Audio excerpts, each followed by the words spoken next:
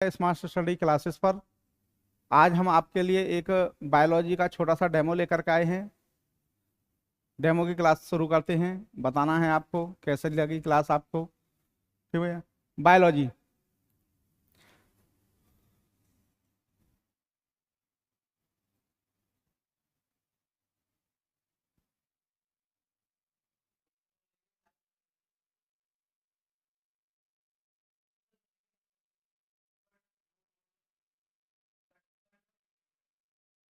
Biology biology शब्द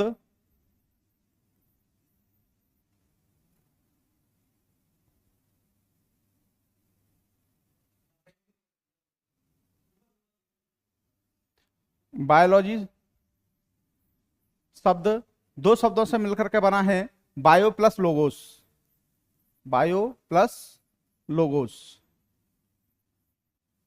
bio bio का अर्थ है लाइफ और लोगोस का अर्थ है स्टडी। लाइफ का मतलब होता है जीवन और स्टडी का मतलब होता है अध्ययन। बायोलॉजी के अंतर्गत हम समस्त जीवों का अध्ययन करते हैं। बायोलॉजी, इस बायोलॉजी की दो शाखाएं होती हैं। बायोलॉजी की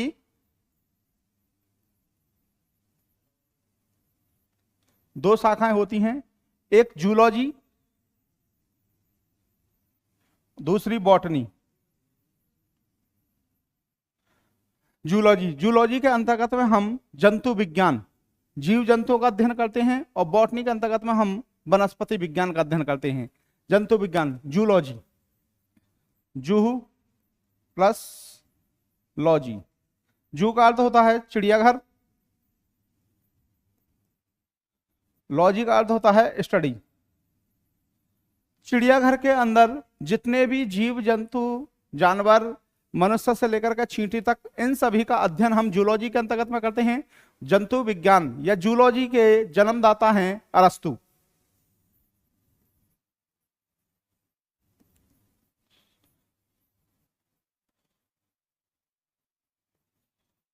अरस्तु। बॉटनी वनस्पति विज्ञान।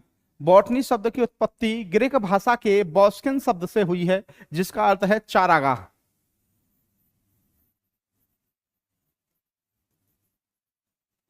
बॉस्किन शब्द का अर्थ है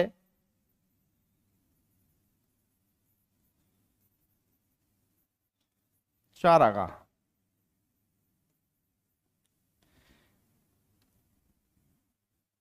वे सभी जीव जंतु जो घास फूस का इस्तेमाल करते हैं, उन्हें अपने भोजन के रूप में ग्रहण करते हैं। इन सभी का अध्ययन हम, इन सभी पेड़ पौधों वनस्पतियों का अध्ययन हम बॉटनी वनस्पति विज्ञान के अंतर्गत में करते हैं। वनस्पति विज्ञान के जन्मदाता थियोसोफ्रेस्टस हैं। बात करते हैं हम जंतु विज्ञान की, जूलॉजी की। इसके अंतर्गत में हमारा जो पहला चैप्टर है, यानी कि इंटरमीडिएट 12th क्लास का बायोलॉजी का जो पहला टॉपिक है, पहला चैप्टर है, वो चैप्टर है जीवों में जनन। जीवों में जनन। जीवों में जनन। Reproduction in organism. रिप्रोडक्शन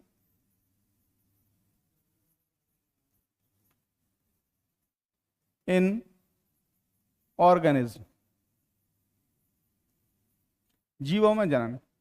बच्चों, जैसा कि हम जानते हैं जनन शब्द आया है, ये जनन शब्द होता क्या है? जनन, जनन, जनन शब्द होता क्या है? प्रत्येक जीव में, मनुष्य से लेकर के चींटी तक, प्रत्येक जीव में अपने जैसा ही संतान की उत्पत्ति करने की जो क्षमता होती है, इस क्षमता को, इस प्रवृत्ति को हम उसका जनन कहते हैं। उसका जनन कहते हैं। जनन शब्द का अर्थ है अपने जैसे ही जीव का निर्माण करना। जनन शब्द का अर्थ है अपने जैसे ही जीव का निर्माण करना। बिल्ली है, बिल्ली का जो बच्चे का जो जनन होगा, बिल्ली जब जनन करती है तो उसका जो बच्चा जो होता है वो बिल्ली या बिलौटा। मनुष्य है, मनुष्य का जो जनन करने के बाद में जो संतान पैदा होगी वो मनुष्य जैसी होगी। भालू की जो संतान पैदा होगी वो भालू जैसी ही होगी। जनन की क्षमता, प्रत्येक जीव के अंदर अपनी एक जनन की क्षमता होती है। इस कारण इस चैप्टर का जो नाम पड़ा है वो है जीवों में जनन। इस जनन के अंतर्गत हम अध्ययन जो करते हैं, प्रत्येक के गर्भकाल की जो समय अवधि होती है वो अलग अलग होती है, सबका टाइम पीरियड अलग अलग होता है। और प्रत्येक व्यक्ति की अपनी अपनी एक जीवन काल भी होती है जिसे हम लाइफ टाइम कहते हैं, आयु काल कहते हैं। जनन का अध्ययन अगर हम करते हैं जूलॉजी के अंतर्गत में करते हैं तो ए सेक्सुअल रिप्रोडक्शन और बाई सेक्सुअल रिप्रोडक्शन। जबकि वनस्पति विज्ञान के अंतर्गत में हम जो जनन का अध्ययन करते हैं वो बडिंग के द्वारा, मुकुलन के द्वारा। गुलाब है, ईख है, ईख की खेती का जो जनन हम चैप्टर करते हैं, ईख की खेती का जनन है, हम ईख की खेती करते हैं, हम गुलाब की खेती करते हैं। तो इसका अध्ययन हम इस विधि को हम क्या करेंगे बताइए? तो हम क्या करते हैं, ईख की खेती के लिए क्या करते हैं कि ईख के तने को काटते हैं उसकी गांठ से, तब ईख की खेती हम कर सकते हैं। लेकिन जीवों में जो जनन है वो ऐसा नहीं है। तो जनन शब्द, जनन की क्षमता के अनुसार प्रत्येक जीव अपने ही जैसी शारीरिक संरचना का निर्माण करना। जनन की क्षमता के अनुसार प्रत्येक जीव अपने ही जैसी शारीरिक संरचना का निर्माण करना जनन कहलाता है।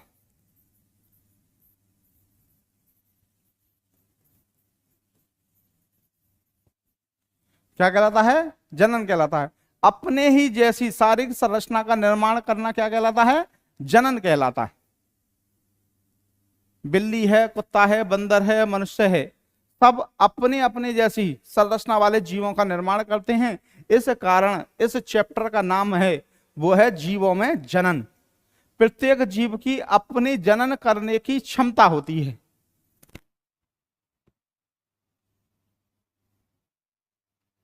जनन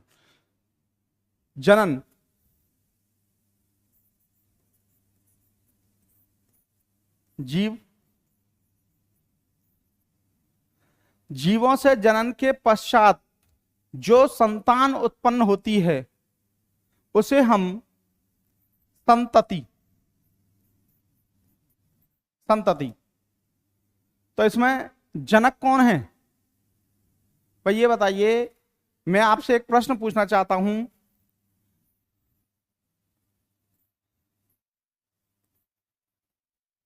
ये एक अमीबा है, इस अमीबा, ये ए अमीबा है, इसकी ने अपने जनन की सहायता से 2 अमीबा पैदा किए,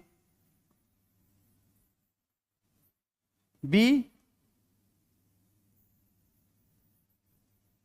और सी।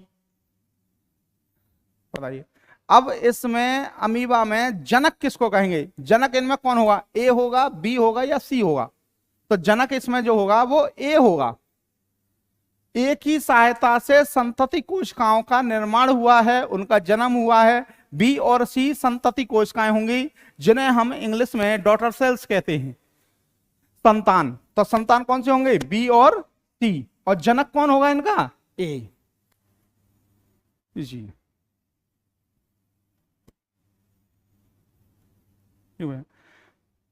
कुत्ता, बिल्ली, बंदर, भालू, मोर सभी का अपना अपना एक जनन की प्रोसेस होती है, जनन की एक प्रक्रिया होती है, एक अनुकूल वातावरण होता है, ताप दाप वर्षानुकूलन, एक ऋतु इन सभी का प्रभाव पड़ता है, जिससे उनके अंदर उनके जीवों में जनन की क्षमता की उत्तेजना ज्यादा बढ़ जाती है।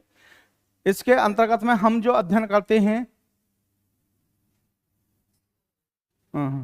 इसके अंतर्गत में हम जो अध्ययन करते हैं जीवन काल,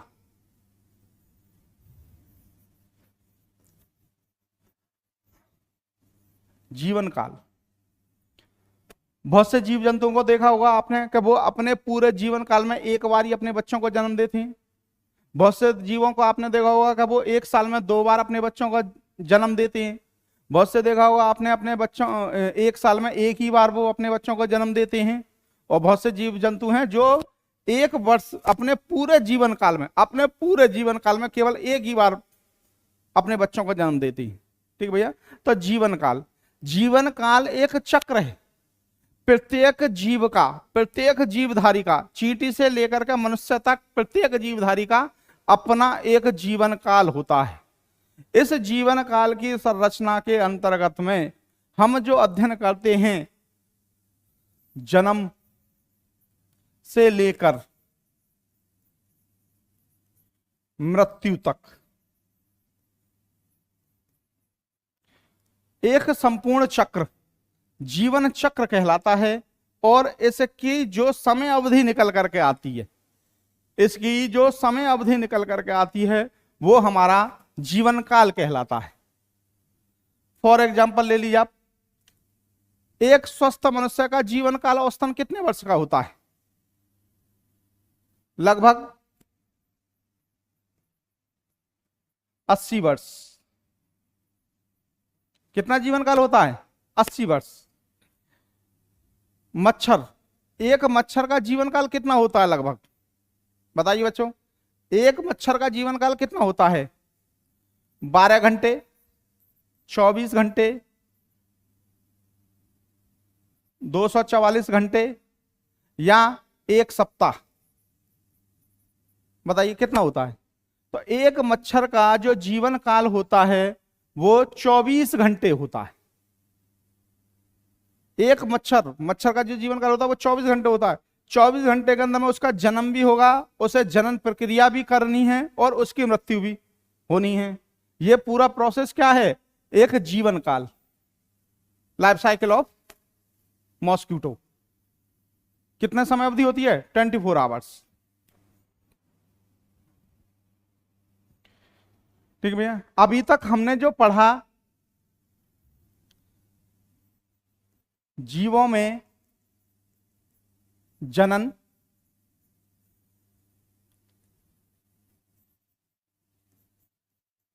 जीवन काल,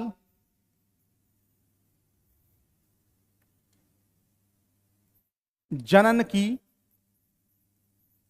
क्षमता, इन तीनों टॉपिकों में से अगर कोई डाउट है तो आप हमें बता सकते हैं। अगला टॉपिक जो हम चर्चा करेंगे, जीवों में सहवासिता।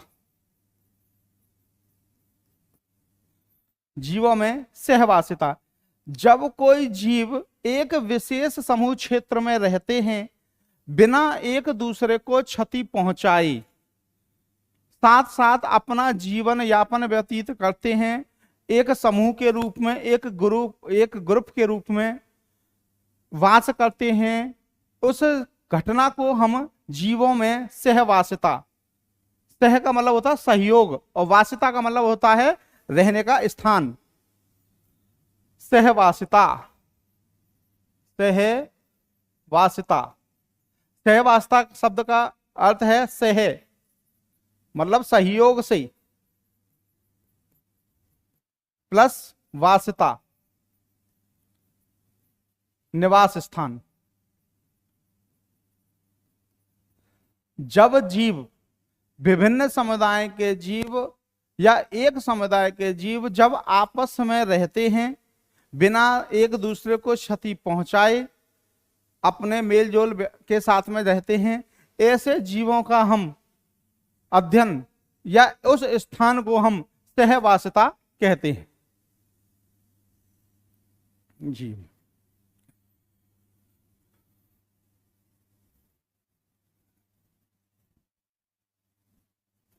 ठीक भैया, ये बताइए सहजीवन, सहजीवन क्या होता है?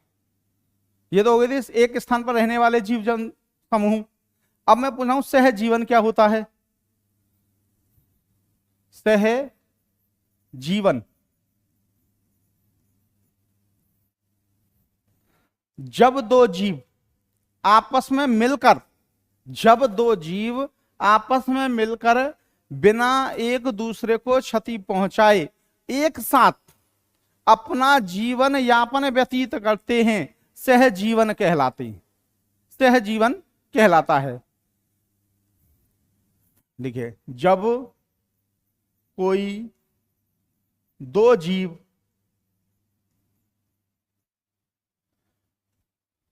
आपस में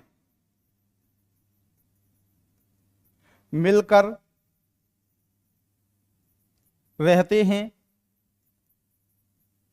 बिना एक दूसरे को, बिना एक दूसरे को क्षति पहुंचाए, बिना एक दूसरे को क्षति पहुंचाए, तब इस स्थिति को सहजीवन, तब इस स्थिति को सहजीवन कहते हैं तथा जीवों के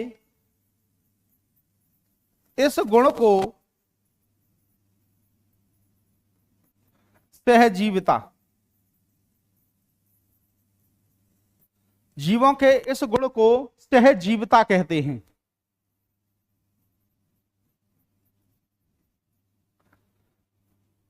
सहजीविता कहते हैं।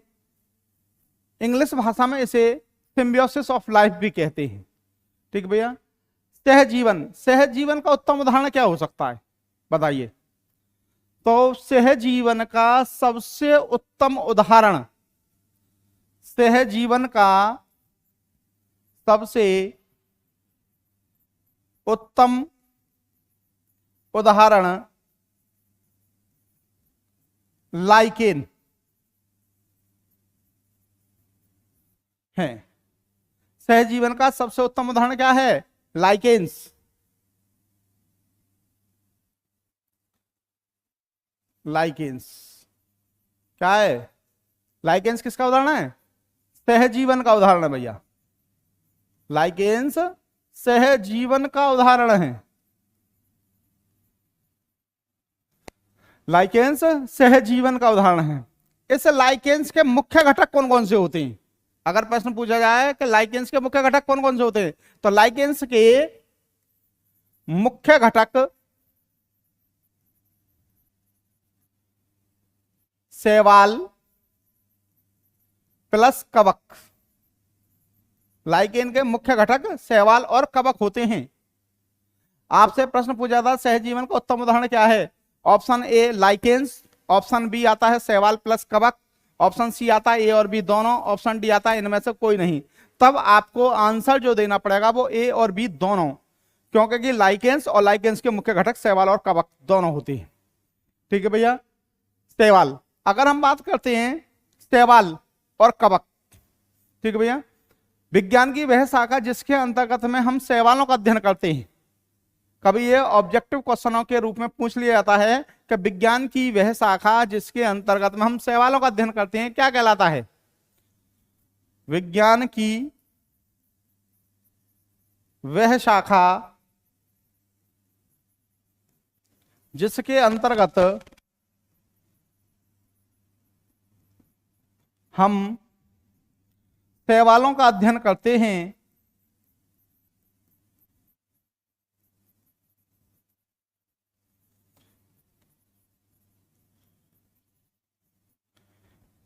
शैवाल विज्ञान।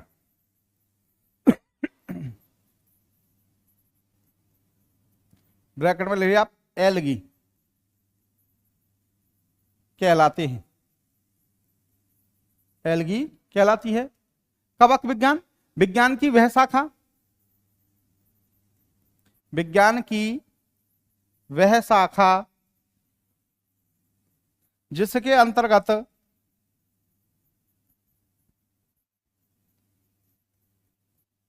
हम कवकों का अध्ययन करते हैं,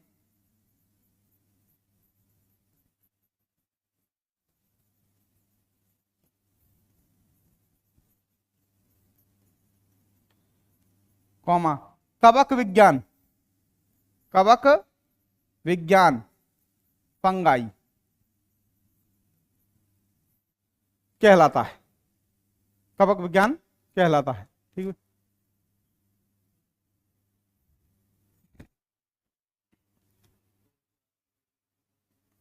बच्चों आज का डेमो हम यहीं पे खत्म करते हैं। इस चैनल को आप ज्यादा से ज्यादा लाइक, शेयर और सब्सक्राइब करें और अच्छे से ज्यादा कमेंट दें। थैंक यू बच्चों।